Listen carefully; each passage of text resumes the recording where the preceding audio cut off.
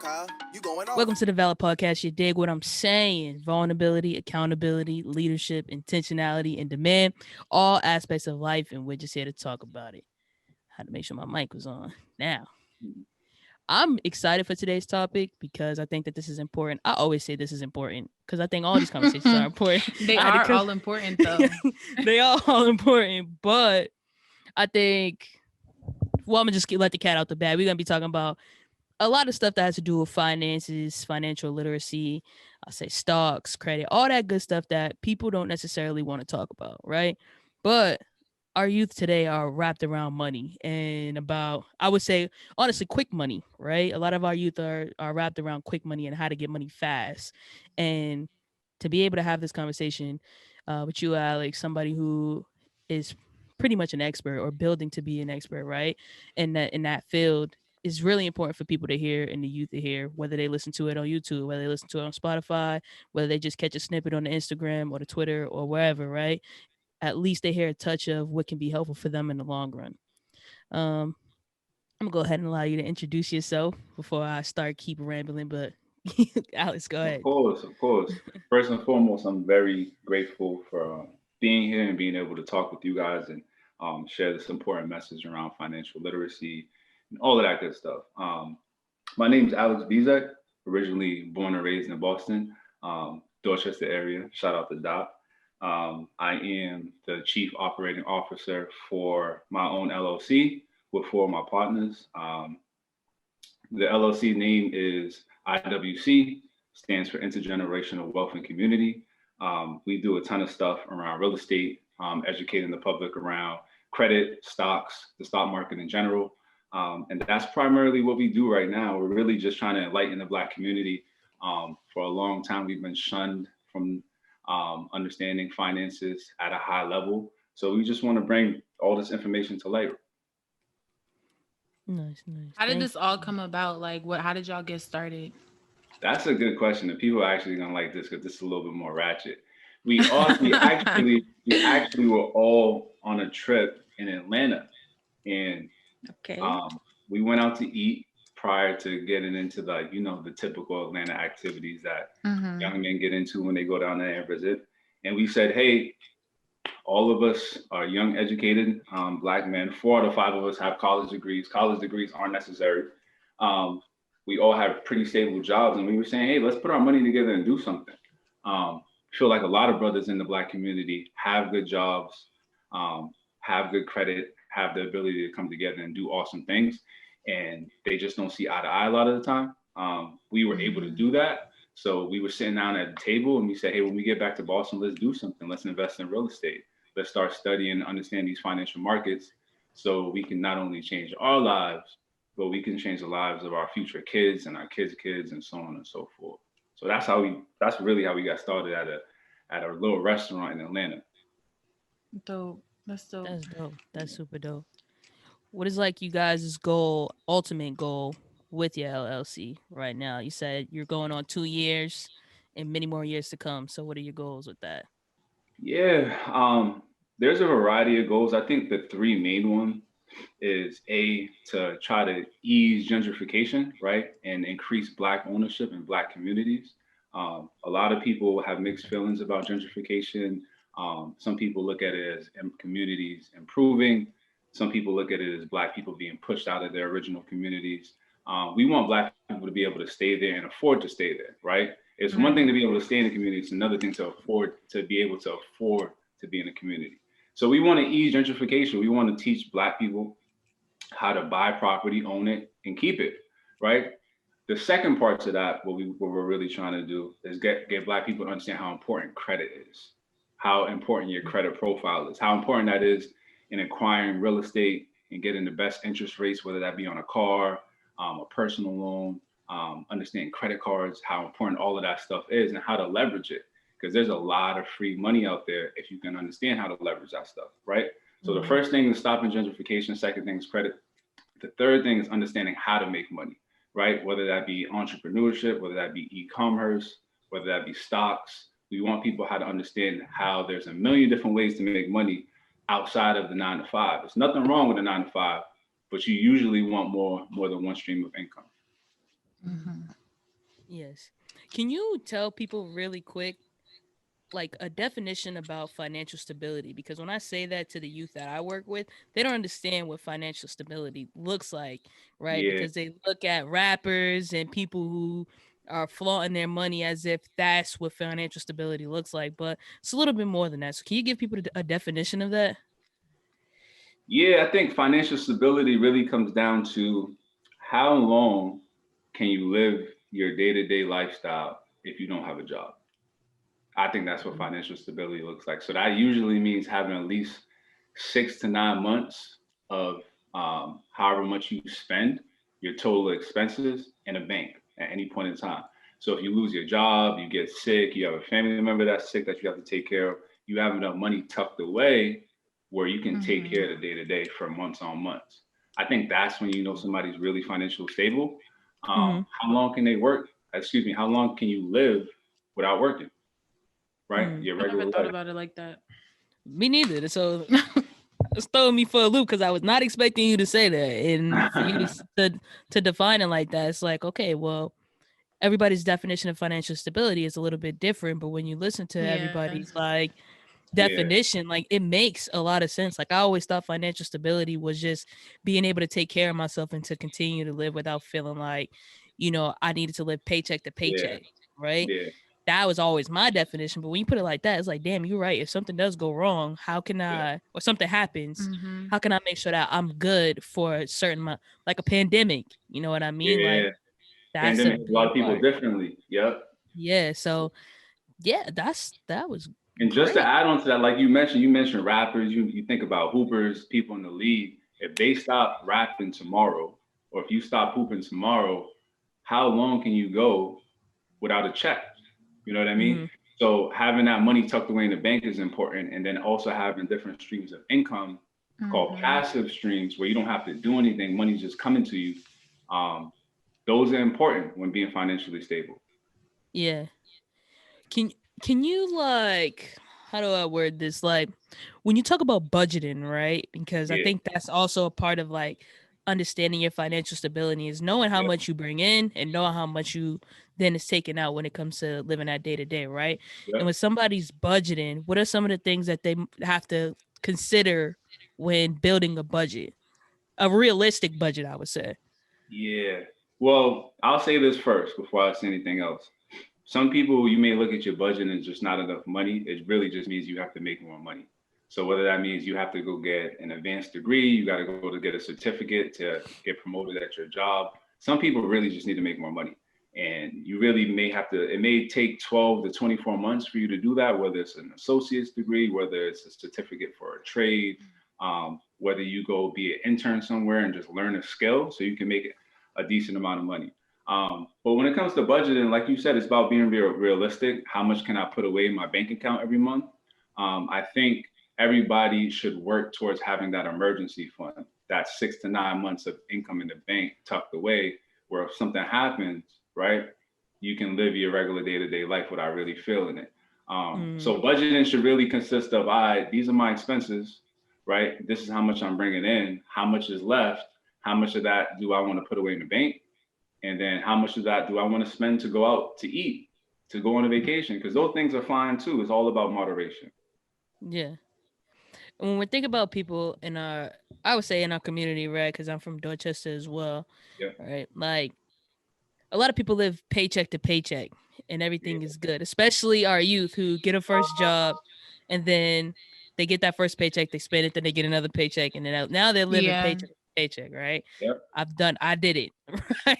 yep. I think we So, all done that at some point. Yeah, right, we all Right. done it. Cause you How don't do got no you, real responsibilities then. You right. just right? blowing your money. Hmm. Right. Even when you ask your parents for money, they still give you money and then you spend that, right? Yep. How do you begin that saving process when you are, you know, living paycheck to paycheck at the moment where you feel like you have to sacrifice a little bit, but saving is an important part, which honestly it took a lot for me to get to that and I'm a young adult now. Yeah. So Yeah. I think with that, I think it's important. Most people only have one bank account, right? Most people mm, they're really loyal to Bank of America, Citizens, Chase, whatever it may be. I would suggest having two bank accounts. So when you get paid, you can do an automatic deduction where you can put on when you just get a job, right? And you're filling out all the paperwork, you can put, I want 10% of my check to go to this account and the other 90% to go to this account. So what you do with that second account is you act like that money is not even there. You don't even see it. You don't even look at it. The only time you open it is if there's an emergency, right? So I think that's an easy knack that people don't really understand. And just to add on to that as well, most people in Black communities too, we gravitate towards these like really large banks, Bank of America, Citizens, the ones that I just named, right? There's about 3 or 4 online banks that they don't have actual branches. One of them's name is Ally, and the other 2 are slipping my mind right now. But the cool thing about those is that you can't go to the ATM and just take out money. So it's harder for you to get your money. You have to transfer it to your bank account. You have to transfer it to your Bank of America or your Chase or your Citizens account. So it's harder for you to take money out of there. And the other cool thing about those online bank accounts is that they offer a higher interest rate. So most people, if you have a Bank of America account, your bank account is bearing 0.01 interest per year, which comes out to like 20 cents, 30 cents. These online banks offer 2%, which is a lot more. It doesn't sound like a lot more, but it is a lot more, especially depending on how much money you have in the bank. So I think those are like easy knacks. Just have 2 bank accounts. Have one that you normally look at and have one that you use for the day-to-day. That's a good idea. I'm about to do that. Because if you just take it out, if you just take it out automatically, you don't even miss it. It's not like you even see it. Exactly. And it's so easy to just transfer it from your savings to your check-ins, to your check-ins to your savings. If you're looking at both of them right in front of you, right? Like if you know you have this in your savings and you need some money, right? You could just pull from it real quick, which is much easier. So the online one, it'll take 3 to 4 business days for you to see that money. So it's like you think about it, it gives you time to think like, do I really want to do it? Yeah. Do I really need it at this time? So if you broke, you broke. Yeah, exactly. Exactly. But it's also important to think, like some people, I was just having this conversation the other day, right? Some people, when you say you're broke, they think that you really broke. But, you know, my mom always taught me, like, you could say you broke, but that just means you don't have any money to spend right now. Yeah. You know what I mean? And people... I never say I'm broke. I don't speak that into the universe. See, my definition of broke is I don't have time to have fun right now. Like I got things to take care of. You know what I mean? And I think that is like my mental as far as investing in myself and making sure that everything else is taken care of in the long run. You know what I mean? But what are your thoughts on investing in yourself? When I say that, I mean like LLCs. I think businesses are a big thing right now for, I would say, people in our generation. I'm only 24. Yeah. Shelby's 24 as well. So businesses is a big thing. People starting their businesses, right? But investing in yourself also looks like the stock market. Everybody's on Robinhood right now. Robinhood is like... Everybody's on Robinhood. Yeah. Everybody's on Robinhood. But what are your thoughts on investing in yourself? And then we'll later go into, I'll ask you about the stock market, but I'll start off with investing in yourself. Of course. I think when investing in yourself is people a lot of times misconstrue what that actually means, right? I think investing in yourself initially at like the bottom, the fundamental levels is like educating yourself. So that doesn't necessarily mean college. It doesn't necessarily mean college. There's a ton. We live in an era where if you want to learn something, you can learn it online and you can get just as good as I should say, as somebody that went to Harvard, Columbia, NYU, if you study hard enough, right? So I think that investing in yourself is picking what you really want to learn, whether it's about how to establish a business or being an LLC and have your own LLC, how to invest in the stock market, how to do drop shipping. There's a million courses out there for all of those things. So I think the ground step people need to take when investing in themselves is buy a course, buy a class. There's free college. There was tons of free college classes online during the pandemic. So I think educating ourselves before we want to jump into something is the most important part, because being uneducated and jumping into something is the quickest way to lose money. I will tell you that. So I think that's the most important piece when it comes to investing in yourself. Dope. What about, so I'm going to go into the stock market a little bit, right? First, I'm going to start off with, I invested 2 shares into AMC Entertainment on Robinhood. Ask me how those shares are doing right now. I think AMC popped back up last week, right? I don't know where you got in at, but I don't want to talk about it. If you don't want to, if it's a sensitive topic, we don't have to talk about it. But no, it's okay. I started off when AMC was hot. Everybody get AMC Entertainment. Yeah. So it's about probably $13 a share. Nothing too crazy. Yeah. So it's not doing too well right now. And then everybody said get on Doggy Coin. Yeah. Right. So about 300 shares of Doggy Coin. Not necessarily doing what I would hope for it to do, but it takes time. So tell me a little bit about the stock market. Tell me what am I? Educate me, because I'm really lost. I don't know nothing. So the stock market, we as Black, brown folks, people in general, you know a lot more about the stock market than you think you do, because the stock market has everything to do with everyday life, right? So one of the things I like to compare it to when talking to people in my community or people that look like me is I really, a lot of times I compare this. It's funny, but it's not funny. I compare the stock market to the drug game, because it's very similar in a lot of instances. It's very similar. So when it comes to things like AMC, GameStop, all these stocks that pop straight up, right? If you were a drug dealer and you bought a kilo for 25 grand, right? You wouldn't try to sell the kilo for anything less than you bought it for, right? Mm-hmm. So if you buy a key for 25, you're gonna chop it up and try to sell it for 40 after you done chopped it up, right? You wanna buy low, sell high. Mm-hmm. Same thing with the stock market. So a lot of the times when these stocks get hot, whether it be cryptocurrency or actual stock like AMC or GameStop, people will buy it at the highest.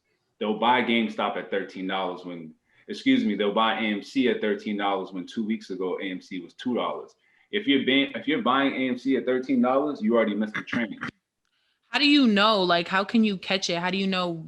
Like, how can you gauge what's gonna go up, what's gonna go down? Yeah, no. So that's not as difficult as we think as well. Like, right? I give people this example in our stock class, right? During quarantine, Instagram was popping because Tory Lanez had the quarantine radio going, right? Quarantine radio was going crazy.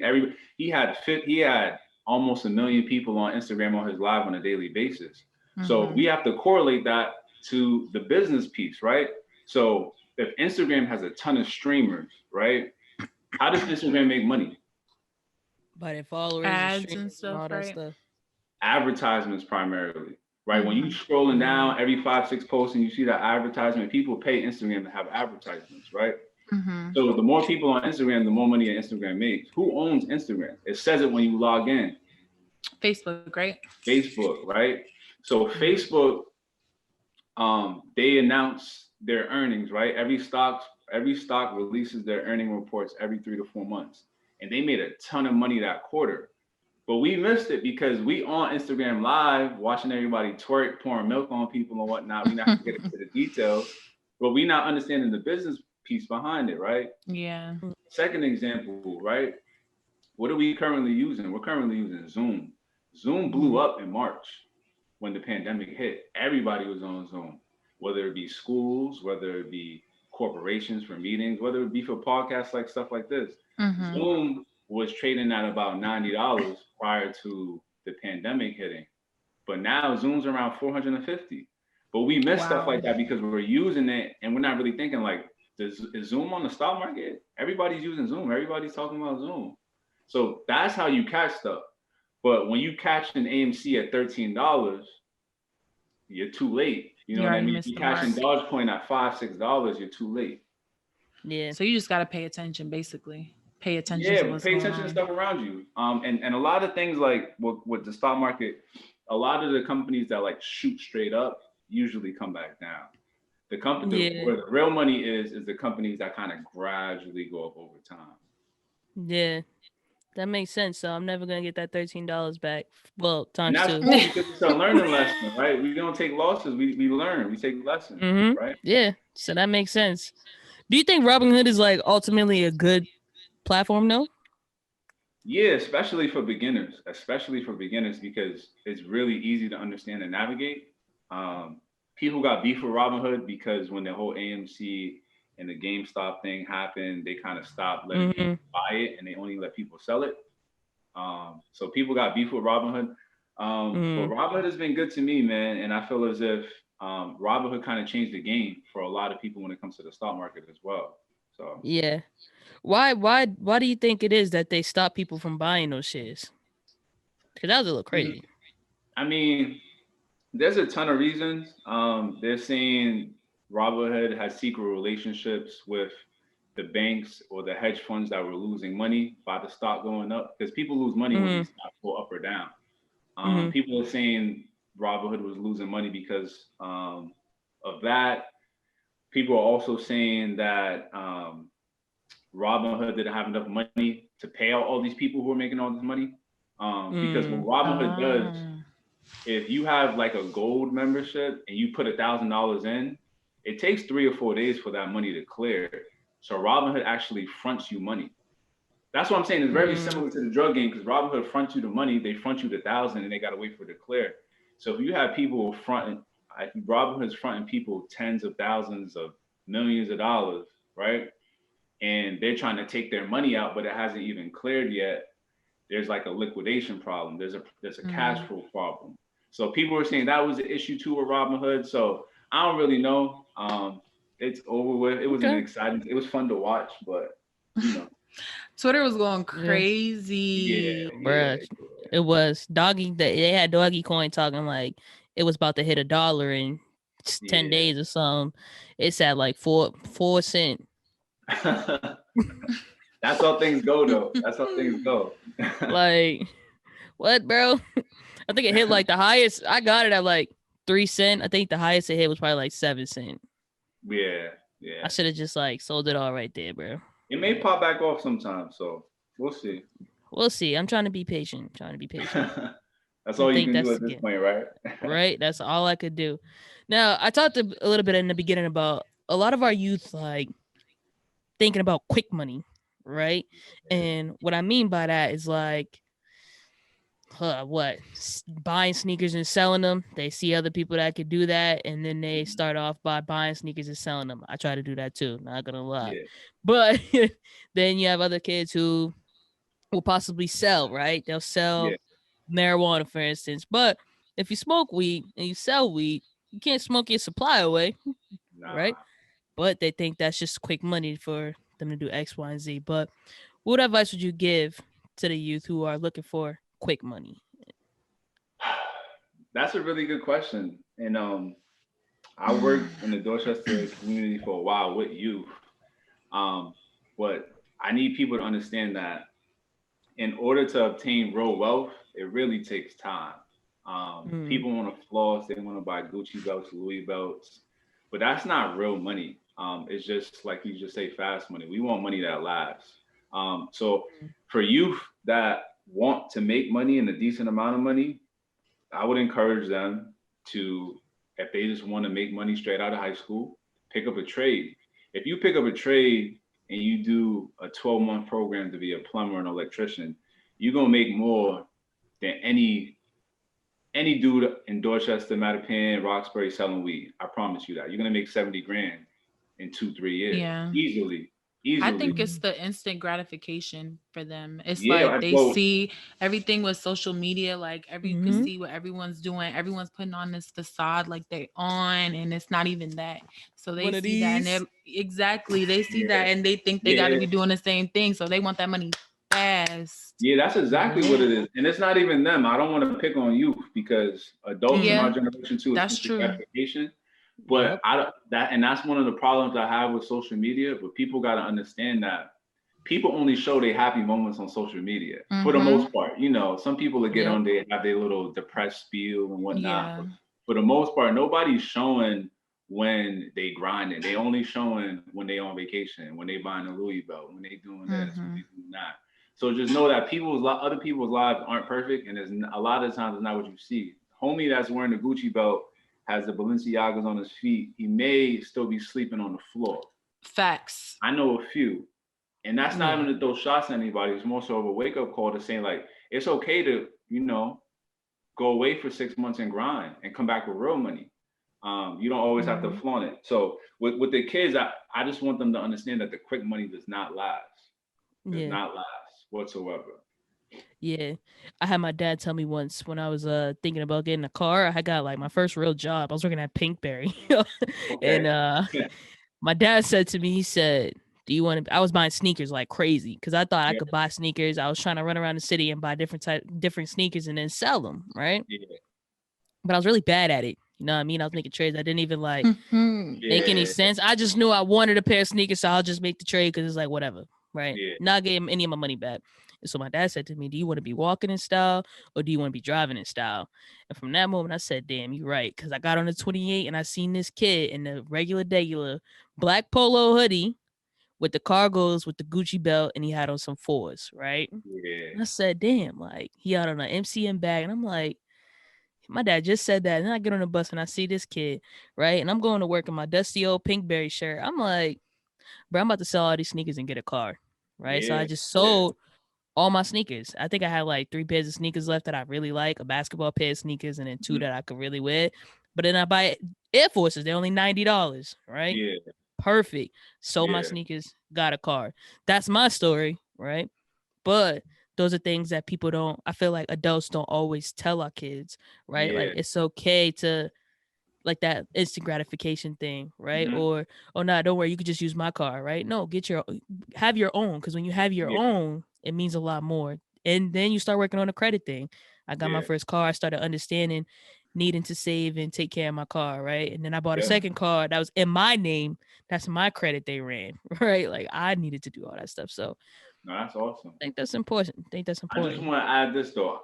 I don't want to Mm-hmm. knock the sneaker game because because I used to be Right. knee deep in the sneaker game, and my mother used to always be on my back, but she didn't understand. I was really out here making money. So if you're Mm-hmm. doing it right, like you said, you Right. would I have was just doing it done wrong. you was doing it wrong. If you're doing it right, there's money in it, and I think Mm-hmm. that's the entrepreneurial spirit. And a lot of our kids and a lot of parents try to knock it. Like now you can really make some Mm-hmm. money. Like I'll tell you this: for 2 years in college, like that's how we ate.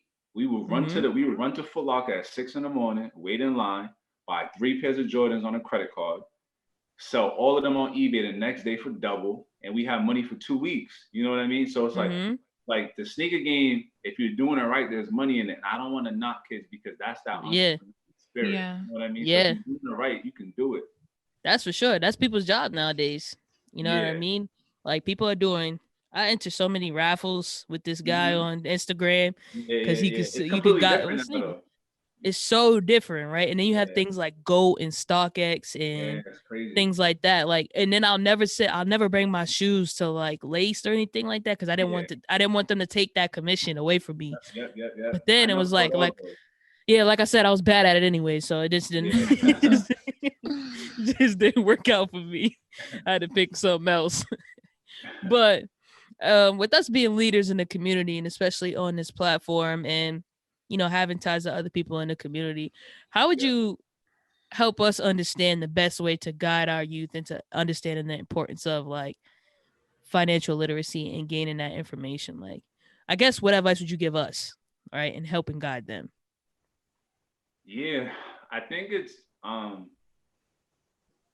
intentional conversations, right? Mm-hmm. We talk about all this stuff all the time with kids, but we don't really have these intentional conversations where like, we're giving them step by step processes on how Mm-hmm. to like do this stuff, right? So I used to work at the Y in Dorchester, and we used to get about 60 kids that worked in our summer camp at the front desk during the summer. And the first thing I did with them when they started, I was like, "You guys are gonna get paid in 2 weeks." So we used to have Citizens Bank that was in Commerce Square come down and have a conversation with them about banking and why it's important to have a bank account. So we need to give them steps on how to do this stuff and put the right people in front of them. You'd be Yeah. surprised at who in your family could just be a teller, a banker, work for one of the bigger corporations in downtown Boston. Just Mm-hmm. really giving them the steps and the resources to succeed. Yeah. I like that.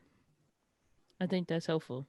And I always say, I had this debate with my mom the other day about resources. Like, if we can have so many resources to get back to our community, Hmm. I think not only will our kids be great, but their parents as well. Like, parents Yeah, need of just as course. much resources as our youth. And some Yeah, people want to do everything to support our youth, but they got to go home to parents as well or all the time. siblings, Yeah, And Yeah. so yeah, it's important for them to have those resources.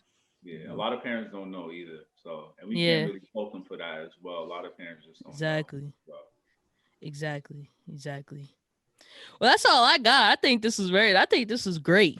Shelby, Yeah, I if you feel got like any I last learned minute, something for sure. right. I'm about to pay attention now. Give me some, try and get some stocks. Of course. I appreciate you guys for having me on. If you guys ever have any questions on the back end, you guys have my email. Feel free to reach out. And if you ever like Definitely. for me to jump back on and talk a little bit more about stocks or credit, please let me know. I'd be more than Sure. happy to. Definitely. Well, thank you so much, Alex. Um, this was actually very like informative. It was kind of quick too. I feel like we've been sitting here for like 10 minutes, but we really just got into it and kept going. So that was nice. So everybody out there listening, please listen closely. If you missed something, go back and listen again because it's a very informative conversation.